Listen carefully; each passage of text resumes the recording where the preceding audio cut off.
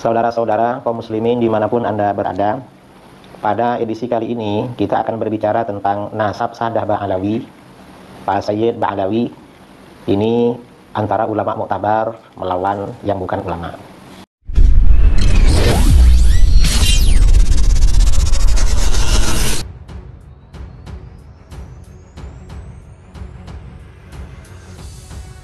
Kritik untuk Kiai Idrus Ramli. Sebelum bicara tentang nasab Ba'alawi ini, hendaknya Kiai Idrus belajar dulu ilmu nasab dan mencari referensi yang sebanyak-banyaknya. Jangan hanya belajar 1-2 kitab saja lalu ngoceh kesana kemari seperti dagelan yang pentas di atas panggung yang tujuannya hanya untuk menghibur penontonnya. Belajar ilmu nasab belum seberapa sudah merasa lebih tahu tentang ilmu nasab. Hasilnya dia sendiri yang jadi bahan tertawaan sampai penonton guling-guling sambil ngakak. Polemik nasab Ba'alawi ini sudah berlangsung 1 tahun lebih. Ketika kitab-kitab sudah dikaji dan diteliti, Kiai Idrus masih bermimpi dalam tidur panjangnya lalu tiba-tiba terbangun dan bicara tentang nasab. Bagaimana mungkin orang yang akal warasnya bisa percaya dengan data-data yang Kiai Idrus sampaikan itu? Sedangkan mereka sudah biasa mendengarkan data-data seperti itu dan itu sudah dibantah oleh Kiai Haji Imaduddin dan pendukungnya. Jadi Kiai Idrus ini seperti orang yang sedang mengigau dari bangun tidurnya dan jadi tertawaan seluruh orang yang mendengarnya. Saudara-saudara kaum muslimin dimanapun Anda berada, pada edisi kali ini kita akan berbicara tentang nasab Sadah Ba'alawi, Pak Sayyid Ba'alawi.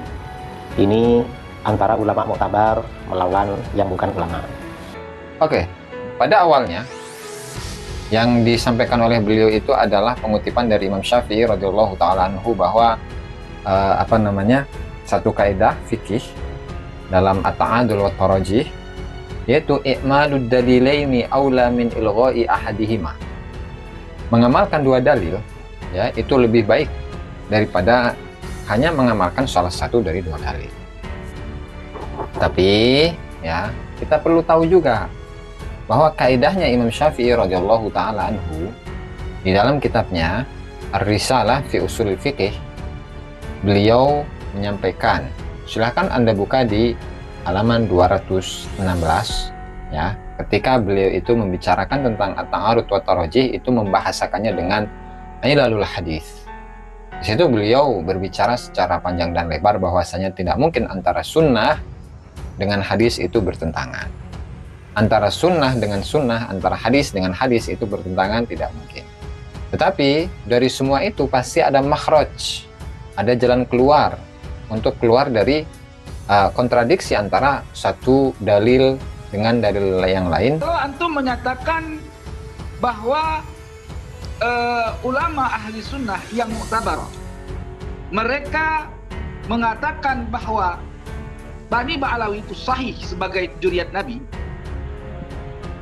Pertanyaan saya, pertama, ulama ahli sunnah yang mana yang mengatakan nasab Ba'alawi itu sahih?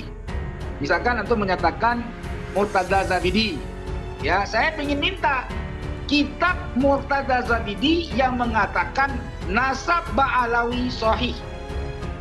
Bapak Ustadz Idrus Ramli, antum tidak sedang berbicara di kalangan orang-orang yang tidak meneliti kitab, bukan pembaca kitab, jangan begitu. Orang yang mendengar akan mengkaji omongan antum, gitu loh. Jadi Said Muhammad Murtada Az-Zabidi ya, itu tidak pernah sama sekali ya menyatakan nasab Bani Ba'alawi sahih. Dia hanya menuliskan, Tuan Idrus Ramli yang dirahmati oleh Allah,